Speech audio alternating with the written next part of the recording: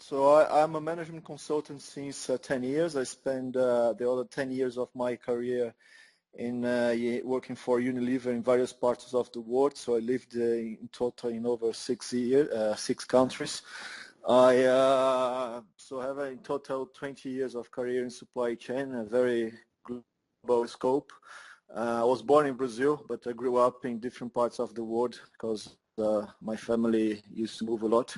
And we work with mostly with consumer goods, non-consumer goods companies around the globe in supply chain, procurement, logistics, and customer service projects. Thanks. Can you talk about the behaviors that are required for future supply chain professionals? Sure. More and more, I think supply chain professionals are moving out of the supply chain box and looking more at business rather than supply chain strategies. So quite recently I was working with a very renamed top 5 Gartner multinational company and in designing their 5 years plan, supply chain strategy for one of their categories. It's about 2 billion size euros of business turnover. And we came during the project over 3 months. We came to the conclusion that we actually didn't need a supply chain specific category strategy. What we needed, it's a business strategy. Through what this business strategy would then deliver. We need a supply chain executional plan to deliver the business strategy. So then it's the behavior is to be more business partner, to look at an end-to-end view from customers to suppliers. Be very entrepreneurial. I think the interpersonal skills are really important nowadays because as supply chains are global, you need to work with different cultures, different time zones, different even religions or orientations. So the interpersonal role, it's a big one. And it's also about leadership, because right now, in the past, you used to have one person, one head of supply chain leading one company at one location, and right now you have many locations, very spread network of own facilities, but also outsourced facilities. So the leadership supply chain is all about leadership now. It's big jobs, big teams. Part of the teams managed directly by the individuals, part of the teams managed indirectly, so a lot of influencing, negotiation necessary. So that the way I would summarize my view on the behavior sides. So how are supply chain strategies evolving?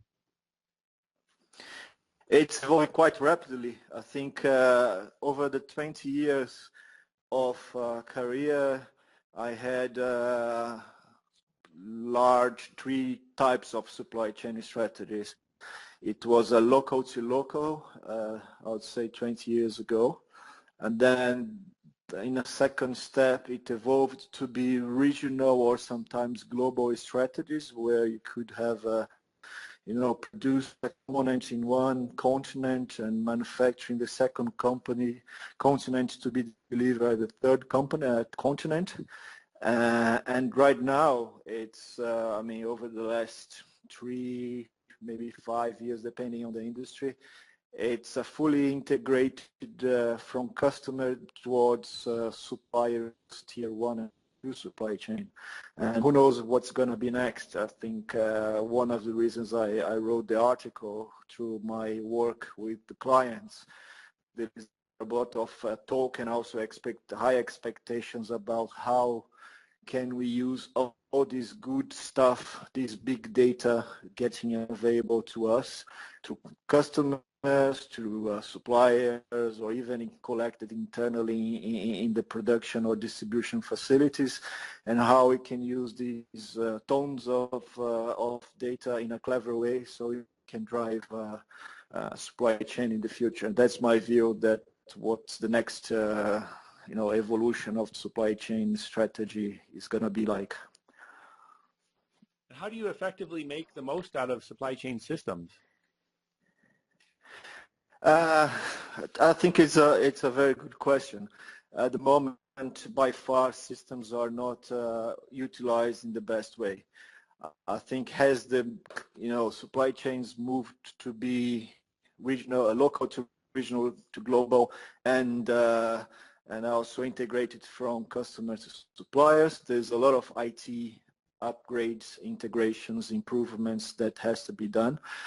Which is work in process, but at the moment, most of the clients, most of the industries, you have a fragmented combination of systems trying to be integrated out there, but it's tough to make the best use. So I think the guys who are making the best use at the moment, they are clever enough not to try to integrate too much in a sort of the traditional view of having one ERP, for example, SAP, tool across the globe, across customer to supplier.